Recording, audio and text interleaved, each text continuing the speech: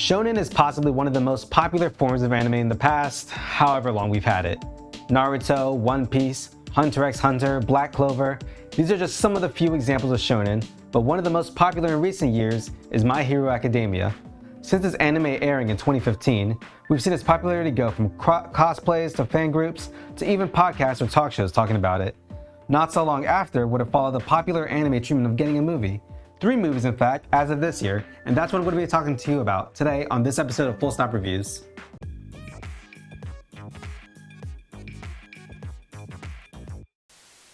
Welcome to Full Stop Reviews. My name's Jose and I'm going to be talking to you about My Hero Academia's third and most recent movie, World Heroes Mission.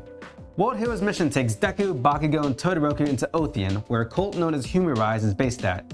Humorize worship the quirk Doomsday Theory, which has been mentioned in the anime and planted bombs around the world with a gas that will cause quirks to go out of control. Take the trigger drug, for example, of what this causes. The World Heroes Association sends pros all over the world to stop the bombs and the cult. The 3 young heroes, after being put on standby when no trace of Humorize was found, help out locally when a store is robbed. Deku chases a guy known as Rhody's soul and have a run-in when the police show up and begin to shoot at Rhody.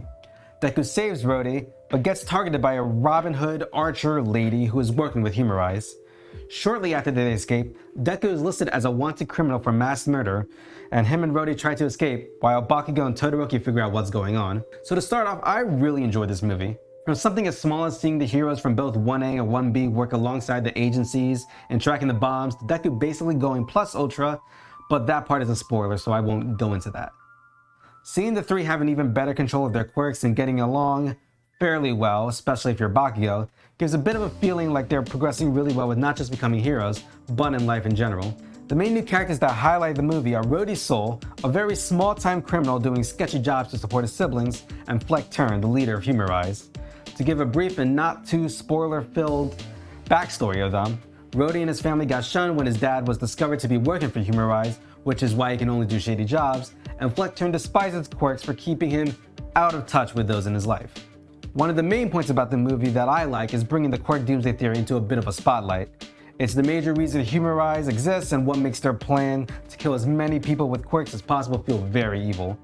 And to be honest, I think it does have a small bit of validity to it.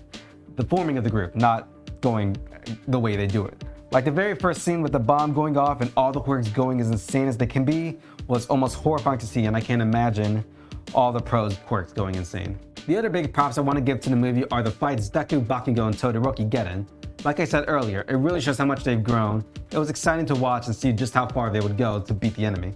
The downsides I have with the movie are very few. One minor one being no mention of the League of Villains at all whatsoever. With Awful One being mentioned in the first movie and the lead being seen and transporting the big bad of the second movie, it almost seemed like they would have at least a very small part in World Mission Heroes. But no mention of them at all. But at the same time, I'm glad they weren't involved since that could have taken away from the big premise of Humorize in this movie. The other downside I have of the movie is the same with the second movie, and that's when the hell does this take place? With Deku having really good control with Black Whip, and of course Bakugo and Todoroki joining due to all of them being at Endeavor's agency, it of course takes place after Season 5, and probably after Season 6 since I don't think the Meta Liberation War would be put on hold time-wise speaking. And yeah, I know the movies aren't like major tie-ins to the main plot of My Hero's anime or manga, but like, when are we? I want to piece everything together and know where exactly everything's taking place.